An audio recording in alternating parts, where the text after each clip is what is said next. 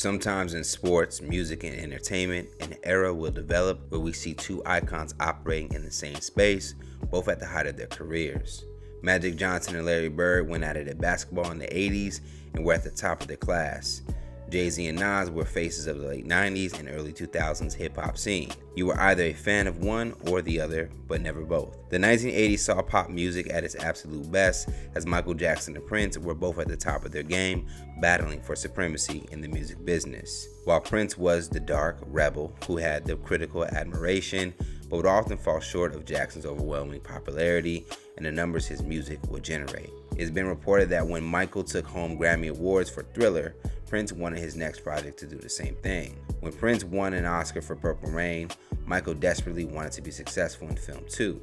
They watched each other's career closely as their own. The two both were born in the Midwest in the summer of 1958. Both had the same influences: James Brown, Sly Stone, and Stevie Wonder. Both were extremely private and rarely participated in interviews. The competition between the two seemed never-ending. They were both aware of where they stood in the industry, but more importantly, they knew where each other stood as well. They knew about the other person's albums, tours, awards won, and records broken. They both did their best to pass one another in an attempt to see who was superior after all. The debate on Michael versus Prince can get just as heated as Michael Jordan versus LeBron James, Tupac versus Biggie. Even though it's a fun debate to have amongst each other, even Michael and Prince knew who they were competing with. There was still a sense of respect, appreciation, and sometimes even admiration for one another, which makes the beef between the two of them all more fascinating. Here's inside the rivalry between Prince and Michael Jackson. According to Vibe magazine, journalist Cynthia Horner first met Michael in 1976 and immediately realized that he would be a difficult interview due to his value of privacy. Horner noted that this is something Michael shared with Prince. "I would give Michael copies of the magazines, and he would see certain people in the book and ask me lots of questions about the artists he was interested in. After that, I started to let Michael listen to some of the Prince music I had, and he was intrigued. At that point, I realized that there was somewhat of a rivalry developing. Michael had been in the business longer, so naturally he didn't want to get replaced by the newcomer." One of the first well-documented accounts of their rivalry happened on August 20th, 1983 at the Beverly Theater, Hollywood. Both Michael Jackson and Prince attended a James Brown concert and sat in the audience. Thriller had been released just 9 months prior, making Michael Jackson one of the biggest stars on the planet. Michael would bring home a record-breaking 8 Grammy Awards in one night for the album. Meanwhile, a month before Michael released Thriller, Prince dropped his 5th studio album, 1999, containing the classic singles like Little Red Corvette and the song in which the entire album is named after. 1999 will come nowhere close to Thriller in terms of popularity, but is still considered Prince's breakthrough album and one of his most influential. On that fateful night in August of 1983, James Brown was on stage, giving the performance of a lifetime when he spotted Michael in the audience and pleaded for him to come on stage and say something. Michael would reluctantly join Brown on stage and began singing and dancing with one of the men who influenced him. Michael even begins to dance like his idol with strong cheers coming from the audience, who is taking in every moment. In 2018, Quincy Jones, a frequent collaborator with Michael Jackson, gave a tell-all interview in GQ magazine, where he gave his account of what happened that night at the James Brown concert. It was just very obvious what the hell happened. Made a damn fool out of himself. Michael went up there in 40 seconds saying, I love you, I love you. Then they went up tempo and he did a little dance and did the moonwalk and whispered in James Brown's ear, call Prince up, I dare him to follow me. Brown walks up to the mic and says, give Michael a big round of applause because he just insisted that I introduce Prince. When Prince finally gets on stage, Brown follows up with, Prince, you gotta do something. Prince grabs a guitar from a band member and begins playing.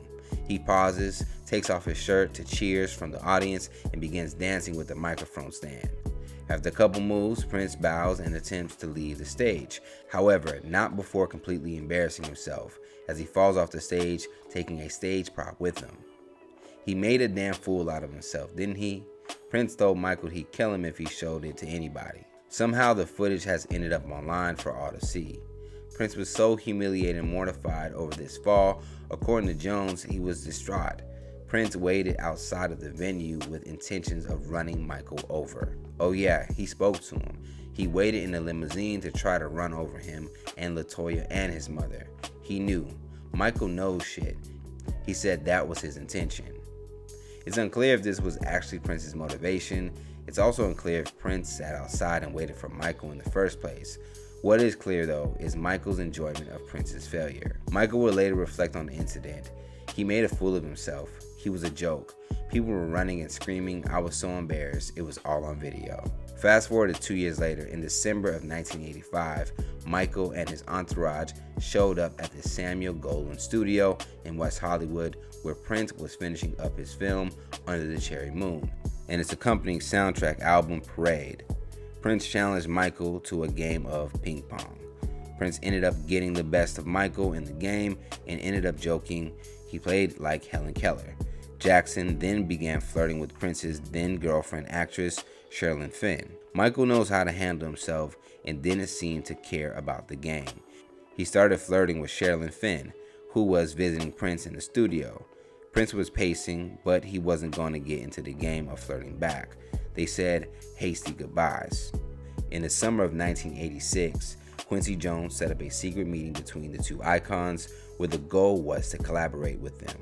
Michael gave Prince a demo. He was interested in working with Michael, but didn't like the fact that he was in control of the entire project. Reports say that Prince felt that Michael was setting himself up to look better on screen. Prince was like, oh, he wants to pump me out on the record. What does he think I am, crazy? He couldn't get outside of himself enough to realize that it was the kind of thing that probably could have benefited both of them. Still, it would have forever been on Michael's video with Prince as just a guest, so that captured what the relationship couldn't be. They were like Ali versus Frazier, and the media couldn't get enough of putting these guys against each other. It was a strange summit. They're so competitive with each other that neither would give anything up. They kind of sat there checking each other out, but saying very little. It was a fascinating stalemate between two very powerful dudes. Steve Knopper, author of MJ, The Genius of Michael Jackson, interviewed over 400 people for his biography on the King of Pop. As the book was preparing for release in 2015, Esquire caught up with Knopper during promotion. Knopper further expanded on the possible rivalry between the two pop icons. Prince was doing his Vegas residency around late 2006. Michael was living in Vegas. will.i.am was a guest artist at the Prince residency, but he was also friends with Michael. So Will arranged it for Michael to be a guest in the audience at Prince's show. No one knew it really, but Prince knew it. There was a point during the show where Prince was playing bass and he came out in the audience with this giant bass. He knew where Michael was sitting and he walked right up to Michael and started playing bass in Michael's face, like aggressive slap bass. According to Esquire, the next morning, Will went over to Michael's house and Michael was outraged. He asked Will, why do you think Prince was playing bass in my face? Prince has always been a meanie. He's just a big meanie. He's always been not nice to me. Everybody says Prince is this great legendary Renaissance man, and I'm just a song and dance man. But I wrote Billie Jean, and I wrote We Are the World, and I'm a songwriter too. In 2016, more information was revealed detailing their feud. During the writing of 1988 Moonwalker autobiography, Jackson had a few choice words regarding his rival, Prince. I don't like to be compared to Prince at all. I've proven myself since I was real little. It's not fair. He feels like I'm his opponent. I hope he changes because boy, he's gonna get hurt. He's the type that might commit suicide for something. In addition to these comments, Jackson had also referred to Prince as competitive, one of the rudest peoples he's ever met, and someone who'd been mean and nasty to his family.